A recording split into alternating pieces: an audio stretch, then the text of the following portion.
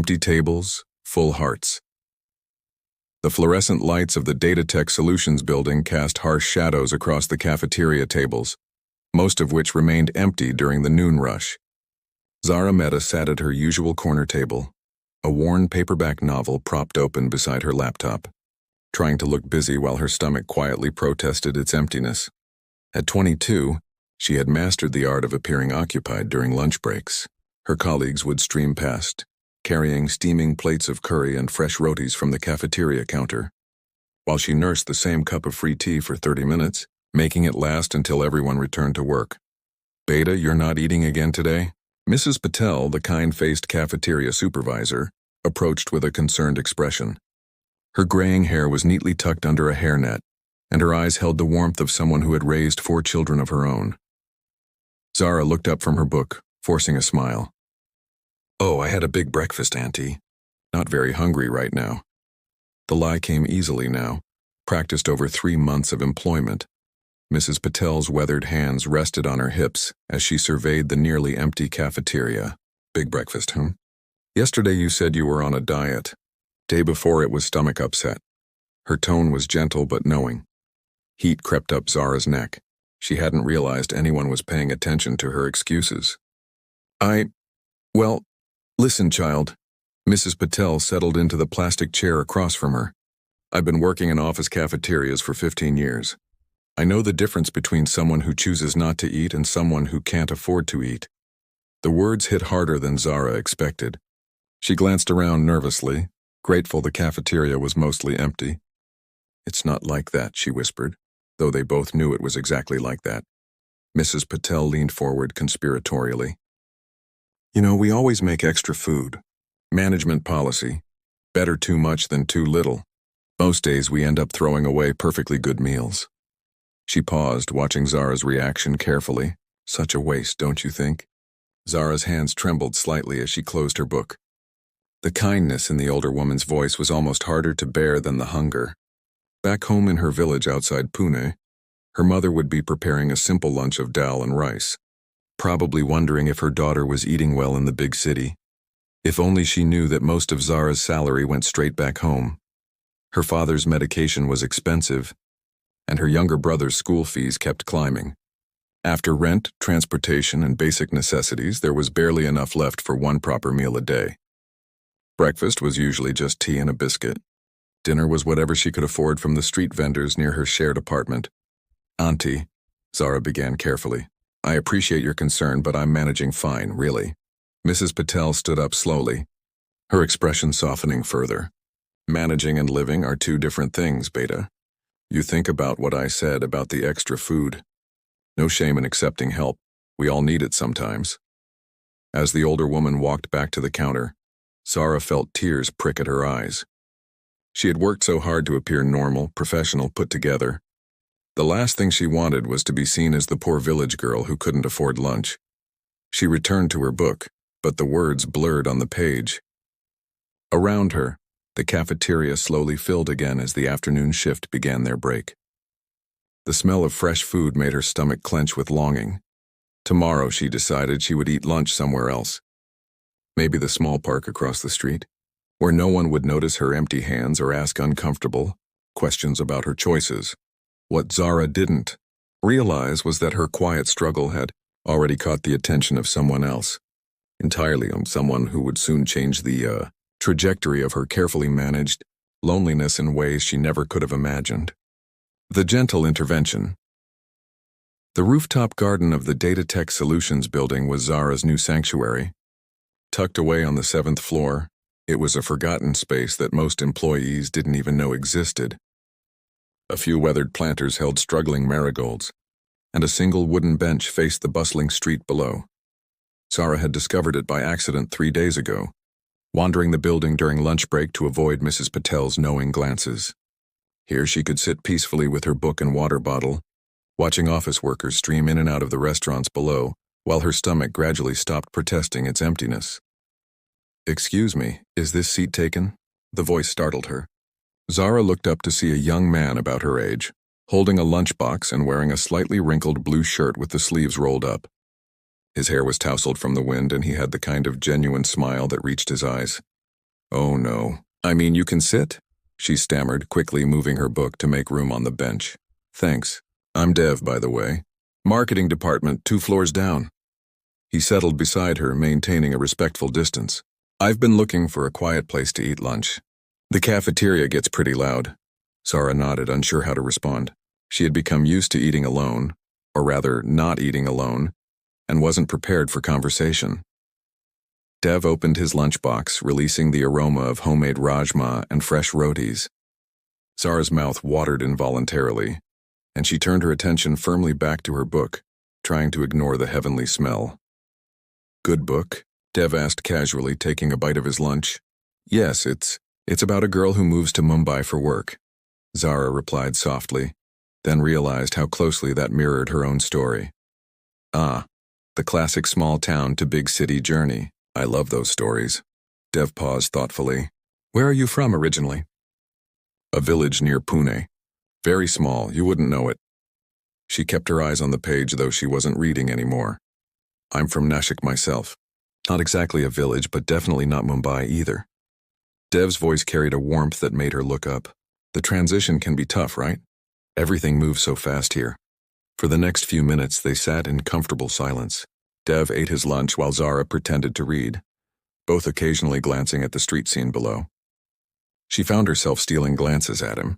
He had an easy, relaxed manner that was different from her intense, always worried colleagues. Oh no, Dev suddenly said, looking into his lunchbox with exaggerated dismay. My mother packed enough food for 3 people again. She still thinks I'm that skinny teenager who could eat everything in sight. He looked at Zara hopefully. You wouldn't happen to be hungry, would you? I hate to waste food. Zara's heart pounded. The offer was so similar to Mrs. Patel's hint about extra food, but something in Dev's tone felt different. Less like charity, more like genuine sharing. I already ate, she said automatically, the lie coming out before she could stop it. Really? That's too bad. Dev looked genuinely disappointed rather than suspicious. Well, if you change your mind. He pulled out an extra roti and some rajma in a small container. I'll just leave this here in case you get hungry later. I really can't finish it all. He placed the container on the bench between them and continued eating from his main lunchbox, chatting casually about the weather and the terrible traffic that morning. Zara found herself relaxing despite her hunger, drawn into conversation about the differences between city and village life. The hardest part for me, Dev was saying, was missing family meals. Back home, lunch was this big communal thing. My mother, grandmother, sometimes neighbors dropping by. Here, everyone eats alone at their desks or scrolls through phones in the cafeteria. Zara nodded, thinking of her own family's simple but shared meals. Yes, food tastes different when you eat it alone. Exactly. Dev's eyes lit up. That's why I started eating up here. At least there's sky and fresh air. Makes it feel less isolated. As their lunch break neared its end, Zara realized the small container was still sitting between them, untouched but somehow not awkward. Dev packed up his lunchbox without mentioning it again. Well, this was nice, he said, standing up. Maybe I'll see you here tomorrow, assuming you don't mind sharing the space with someone who talks too much. You don't talk too much, Zara said quietly, surprising herself. And yes, I come here most days. After Dev left, Zara sat alone with the container of food. Her rational mind told her not to accept charity from a stranger, but her empty stomach and the memory of his genuine smile made her hesitate. Finally, she opened the container and took a small bite. The rajma was perfectly spiced, homemade with the kind of love she hadn't tasted since leaving home. For the first time in months, lunch didn't feel like something to endure, but something to look forward to. Breaking bread, building trust. The next day, Zara climbed the stairs to the rooftop garden with unusual anticipation. She had spent the previous evening thinking about Dev's easy conversation and wondering if he would actually return. Part of her hoped he wouldn't. Accepting his food once was already more charity than she was comfortable with. But when she pushed open the heavy door to the rooftop, there he was sitting on their bench with 2 lunchboxes this time. Good afternoon, Dev called out cheerfully. Perfect timing. My mother has outdone herself today. She packed samosas, chole, and some kind of sweet she's experimenting with. He gestured to the spread he was laying out. I was hoping you'd help me figure out what that sweet actually is. Zara approached cautiously. You don't have to. I know I don't have to, Dev interrupted gently. But yesterday you mentioned that food tastes better when shared. I thought maybe we could test that theory. There was something in his tone, not pity, not obligation, just genuine invitation, that made Zara sit down. Dev had arranged the food between them like a small picnic, with 2 plates and even paper napkins. Your mother sends a lot of food, Zara observed, accepting a plate. She's convinced I'm wasting away in the big city.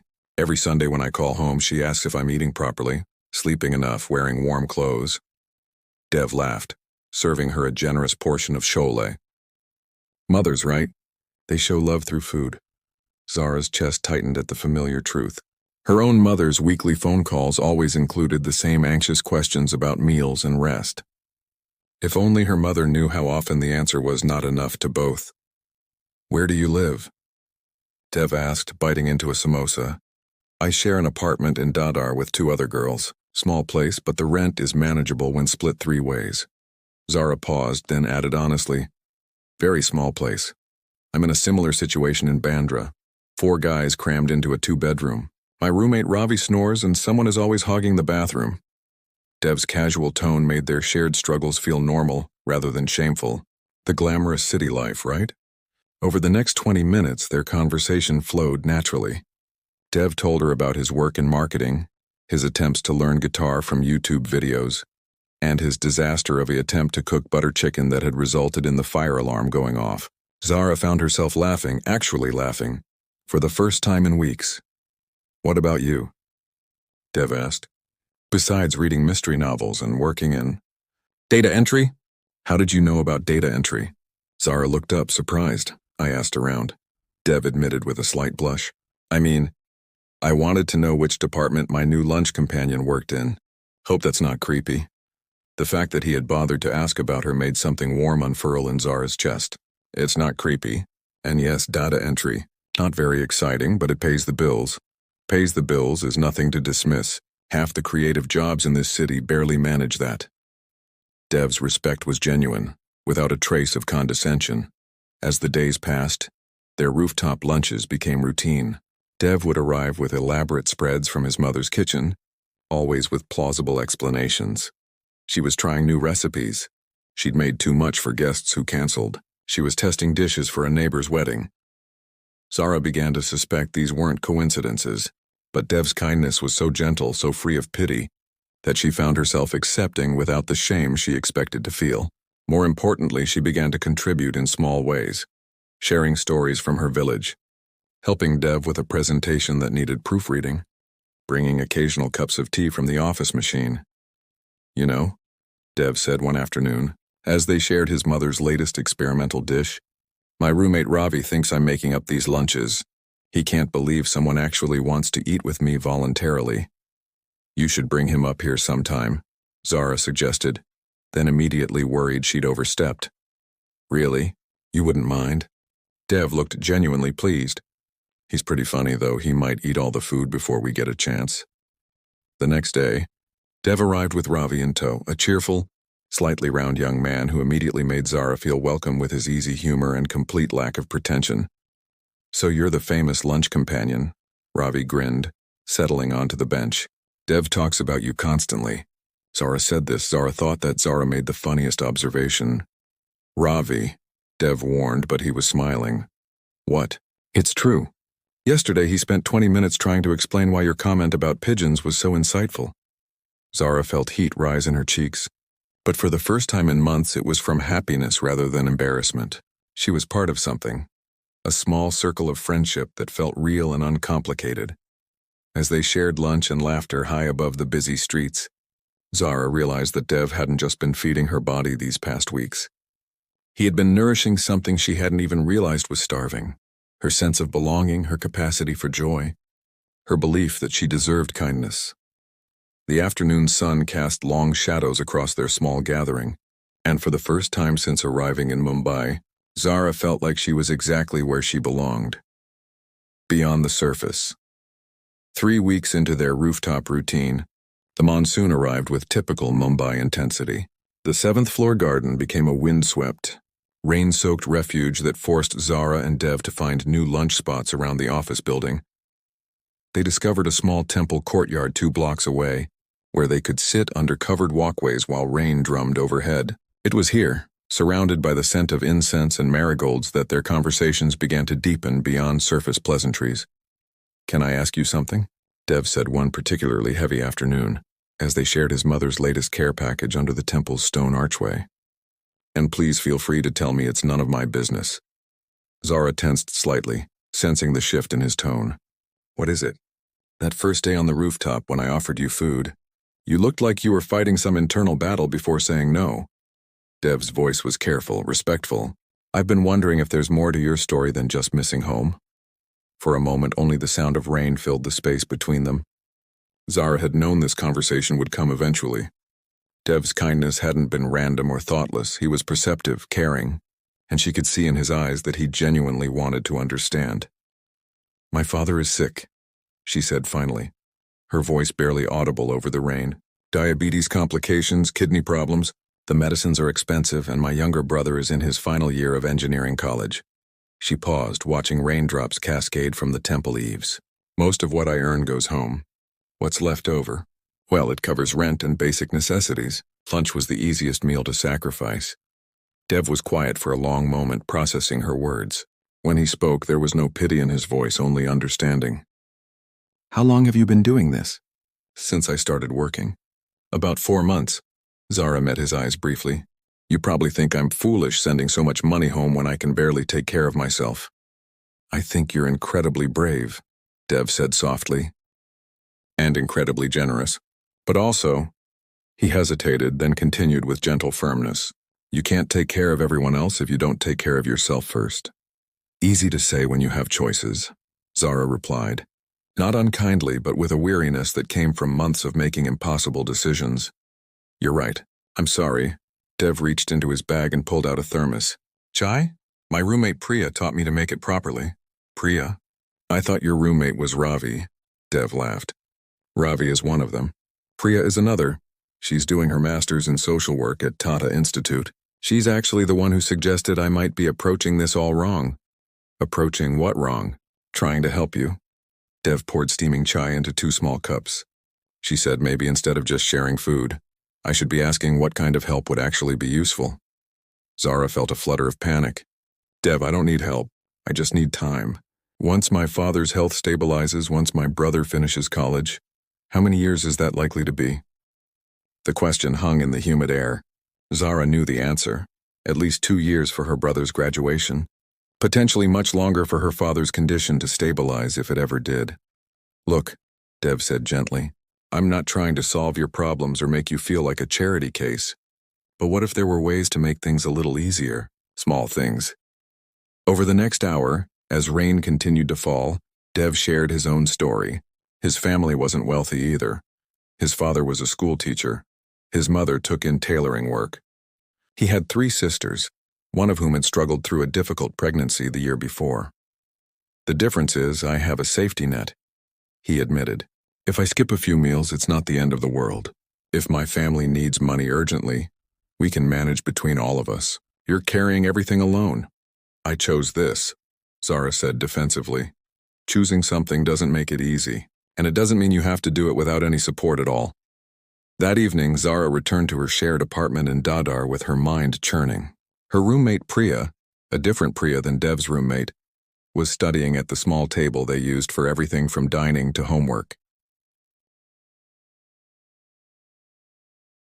"You look thoughtful today," Priya observed, looking up from her textbooks. She was pursuing a distance learning degree in commerce while working at a call center, and Zara had always admired her ability to balance multiple responsibilities. "Can I ask you something?" Zara settled onto their shared couch. "Do you think it's wrong to accept help from friends?" Priya closed her book and gave Zara her full attention. "That depends. What kind of help and what kind of friends?" Zara found herself telling Priya about Dev, about their rooftop lunches, about the conversation that afternoon. As she spoke, she realized she was also processing her own feelings. The way Dev's presence had begun to mean more than just shared meals, the way she looked forward to their conversations, the way his respect for her choices made her feel valued rather than pitied. He sounds like someone who cares about you, Priya said thoughtfully. Not someone who wants to fix you, but someone who wants to support you. There's a difference. What if caring leads to something more complicated? Priya smiled knowingly. You mean what if you're falling for him? Zara felt heat rise in her cheeks but didn't deny it. I can't afford complications right now. My family needs me to be focused. Maybe, Priya said gently. Having someone who understands your priorities and supports them isn't a complication. Maybe it's exactly what you need. That night, as Mumbai settled into its rain-soaked rhythm, Zara lay awake thinking about Dev's question. What kind of help would actually be useful? For the first time, she allowed herself to imagine what it might feel like to not carry everything alone. Seeds of something beautiful. 6 months later, Zara climbed the familiar stairs to the rooftop garden, but this time she carried her own lunchbox. The monsoon had passed, leaving the air crisp and the struggling marigolds somehow more vibrant than before. Dev was already there, but he wasn't alone. A distinguished man in his 50s sat beside him, wearing a kind expression that immediately reminded Zara of her own father. Zara, I'd like you to meet Mr. Kumar, my mentor from the marketing department, Dev said, standing as she approached. Sir, this is Zara, the one I've been telling you about. Mr. Kumar rose and offered a respectful namaste. It's wonderful to finally meet you, Beta. Dev speaks of you with great fondness. As they settled onto the bench, Mr. Kumar had brought a small folding chair.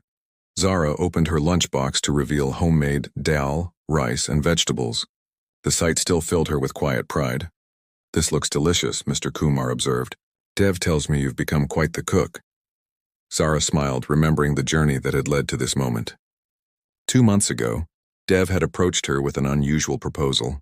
His mother, missing her daily cooking routine since her children had left home, wanted someone to teach traditional recipes to in exchange for groceries and ingredients. It's not charity, Dev had insisted when Zara initially resisted. Ma genuinely wants to pass on her knowledge, and she's been looking for the right person. Someone who would appreciate learning, not just someone going through the motions. The arrangement had been perfect. 3 evenings a week, Zara would video call with Dev's mother, learning family recipes and techniques. In return, she received weekly care packages of ingredients and supplies. More importantly, she had gained a surrogate mother figure who fussed over her health and celebrated her small victories. The promotion came through last week, Zara told Mr. Kumar, unable to keep the excitement from her voice. Assistant data analyst with a 30% salary increase. Congratulations, Mr. Kumar beamed. Dev mentioned you'd been working toward this for months. What he didn't mention was how Dev had helped her prepare. Evening study sessions in coffee shops. Practice presentations delivered to an audience of Dev and Ravi. Gentle encouragement when imposter syndrome threatened to overwhelm her confidence. And how is your family? Mr. Kumar asked with the genuine interest of someone who understood the weight of family obligations. My father's condition has stabilized, thankfully. The new insurance plan through work covers most of his medications now. Zara's voice carried relief that had been months in the making. And my brother graduates next month. He's already received 2 job offers.